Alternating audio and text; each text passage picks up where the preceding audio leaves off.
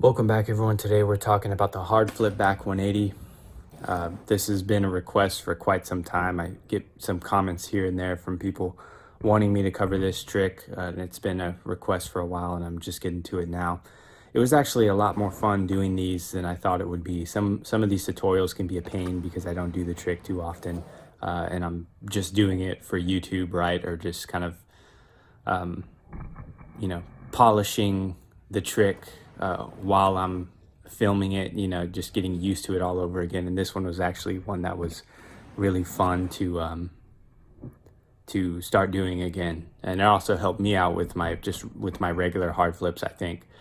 So anyways, quick fun fact, this is actually not a ghetto bird. Most people think that a hard flip back 180 is a ghetto bird, and that's not the case. A ghetto bird is actually a nollie hard flip back 180. And that was popularized by Kareem Campbell, popular pro skateboarder in the 90s and early 2000s. And he would usually do that one on hips and banks and whatnot. You actually don't see that too often, but most people mistake this for a ghetto bird when actually ghetto bird's technically the nollie hard flip back 180.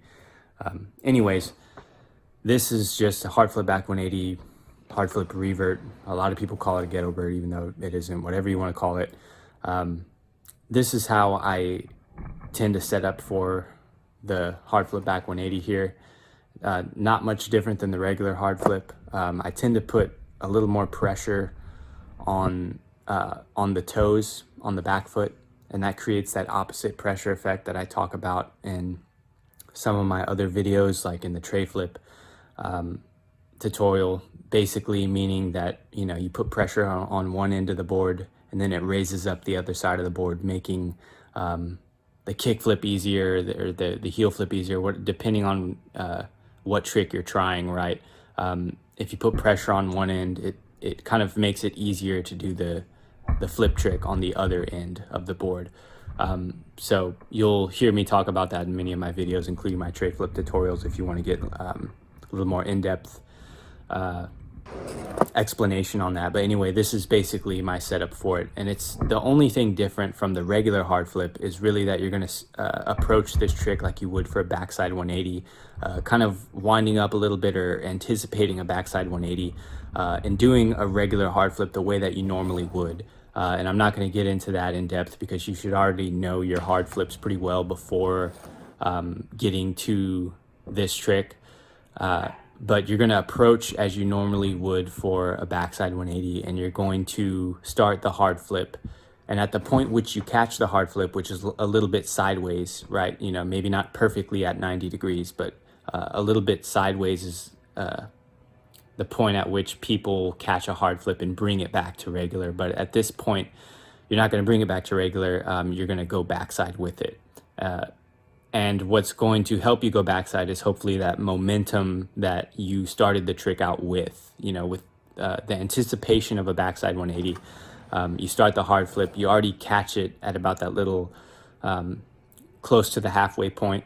But at that point, you're going to meet the board and be like, hey, what's up, board? We're not doing a regular hard flip. We're going to be turning backside. And hopefully the board's in agreement and you have enough control over it. And it's like, okay, and it works out pretty well. So most of the time when people do this trick, they end up landing in a pivot or a revert, and that's kind of how I do them on flat ground.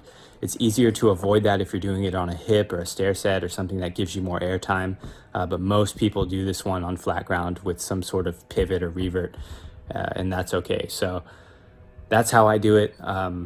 Make sure that you have a little bit more weight towards the nose when you're about to land, because that will help you I guess prioritize the nose so that you land on it first and bring the tail around. That's usually how any sort of revert will work.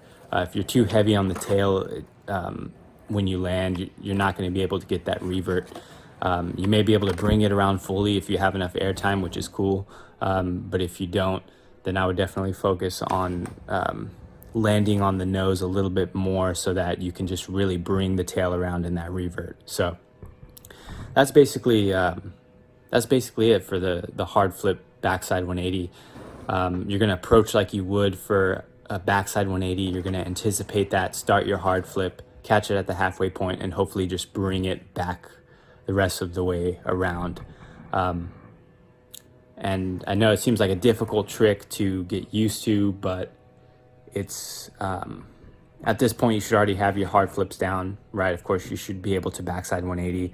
And I think this one's actually a little bit more fun, a little bit, in my opinion, I think it's easier to get the flip for the hard flip in this trick than just a regular hard flip for some reason. I'm really used to backside rotations, backside tricks.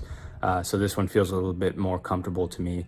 And you don't have to really bring the hard flip all the way back around. Of course, you're just going to be bringing it to about that halfway point and just dragging it around backside if you can. So that's the hard flip backside 180. Hopefully that was useful to you guys. Comment down below, as always, what you want to see in the future, and I'll see you next time.